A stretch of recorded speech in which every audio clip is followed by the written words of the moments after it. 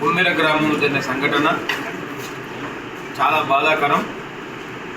ఇలా అన్ని భారతదేశంలోనే అన్ని సోషల్ మీడియాలో చక్కర్లు కొడుతున్నటువంటి వీడియో ఇది. ప్రపంచం ఒక్కసారి ఉలిక్కిపడేట్టు అయింది. ఒక 2 నెలల పసి బాలికను కూడా చూడకుండా మన మత్స్యుడైన దుర్మార్గుడు కాలుతోందన్ని ఇలా ఆ రకంగా చేయడం అయితే సభ్య సమాజం తరలించుకునే విధంగా ఉన్నది. ఇలా ఇటువంటి సంఘటనలు చాలా బాధాకరం. ఇటువంటి సంఘటనలు జరగద్దనంటే ఇటువంటి దుర్మార్గులకు కఠినమైన శిక్ష పడాలని చెప్పి నేను ఇంతకుముందే మన ఎస్పీ గారితో కలెక్టర్తో రివ్యూ చేసిన. ఈ నిందితులు అయితే ఉన్నారో మిగతా అందరినీ కూడా 3 అరెస్ట్ అయ్యారు, ఇంకా 5 అబ్స్టాండింగ్ ఉన్నారు.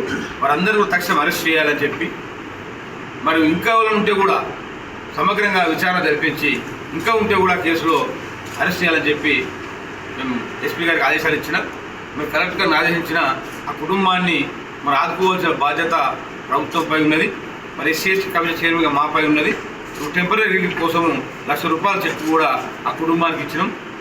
మళ్ళీ ఇంకా వాళ్ళకి బియ్యం కానీ సరుకులు కానీ అవన్నీ కూడా 3 నెలలకు సరిపడే సరుకులు కూడా మరి కలెక్టర్ గారిని ఆదేశించిన అవన్నీ కూడా ఏర్పాటు చేసి వాళ్ళకి అందియాలని చెప్పి కూడా కలెక్టర్ గారు చెప్పినాం.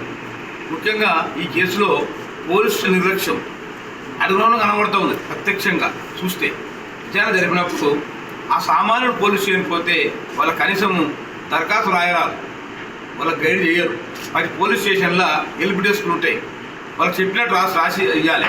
అట్లా కాకుండా మీరు రాసిరని చెప్పి నిర్లక్ష్యం చేసి ఇలా వాళ్ళు మిగతా వాళ్ళు వస్తేనేమో సకల మర్యాదలు చేసి మరి ఇతర సామాన్లను ఇటువంటి గరీబులను ఇటువంటి దళితులను బీసీలను పట్టించుకోవడము చాలా బాధ కలిగించింది నాకు.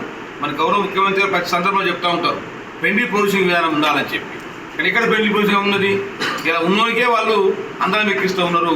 లేనోని కనీసం మనిషిని గౌరవం కూడా ఇవ్వకుండా ఈ రకంగా చేయడము చాలా బాధాకరం.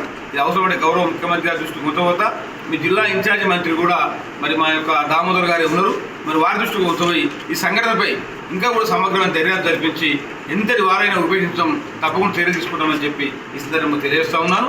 ముఖ్యంగా కుటుంబానికి ఒక ఉద్యోగం వేయాలని చెప్పి కలెక్టర్ గారు డైరెక్షన్ ఇచ్చిన తర్వాత వాళ్ళకి పోవాలంటే ఊళ్ళో భయం ఉన్నది. మా భయానికి వాళ్ళు ఊళ్ళో పోవాలంటే భయపడుతున్నారు.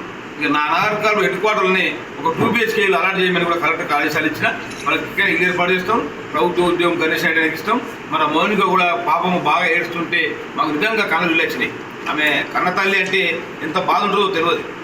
సాగు దగ్గరికి పోయి ఒక తల్లి పిల్లలను జన్మనిస్తుంది, ప్రపంచాన్ని పరిచయం చేస్తుంది. అటువంటి తల్లి ఏడుస్తుంటే మాకు బాధ కలిగించింది, చాలా బాధ ఉన్నది మాకు. ఇటువంటి సంఘటన జరగకుండా ఉండాలంటే తప్పకుండా కఠినమైన చట్టాలు ఉండాలి, కఠినమైన చర్యలు తీసుకోవాలి. దోషులు పరాలు ఉన్నాయంటే ఎందుకుంటారు పరాల? నేను ప్రత్యేకంగా టీం ఏర్పాటు చేయమని ఎస్పీ గారు ఆదేశించిన. 24 గంటలల్లో వాళ్ళు అరెస్ట్ చేయాలి. వారం వరకు కలెక్టర్ గారు ఎస్పీ గారు ఒక నివేదిక కూడా మాకు ఏటీఆర్ సమర్పించాలి కమిషన్ ఆఫీస్ గారికి కూడా తగిన ఆదేశాలు ఇచ్చిన. ఏది ఏమైనా 1 సంవత్సర కాలం నుండి SC/STలపై విపరీతమైన దాడులు జరుగుతుంది. చాలా బాధాకరం ఇది ముఖ్యమంత్రి గారి దృష్టి కొంచెం తప్పకుండా ఒక హై లెవెల్ కమిటీ ఏర్పాటు చేసి డీజీపీ గారితో మాట్లాడి ఆల్ ఎస్పీలతో అందరు సిపిలతో మొత్తం పోలీస్ యంత్రాంగంతో ఒక మీటింగ్ ఏర్పాటు చేసి తప్పకుండా ఇటువంటి చర్యలు మన రాష్ట్రం జరగద్దనంటే వాళ్ళకు కూడా జరగద్దనంటే మనం కఠినమైన చర్యలు ఉండాలి. మన కుటుంబానికి కూడా రక్షణ కల్పించాలని చెప్పి కూడా కలెక్టర్ గారికి ఆదేశాలు ఇచ్చినాం. మరి అక్కడ బాధిత కుటుంబానికి ఇంకేమైనా అవకాశం ఉంటే కూడా వాళ్ళకు రక్షణ కల్పించాలని చెప్పినాం. మన గ్రామంలో అవసరం ఉంటే పోలీస్ పికెటింగ్ ఏర్పాటు చేయాలి.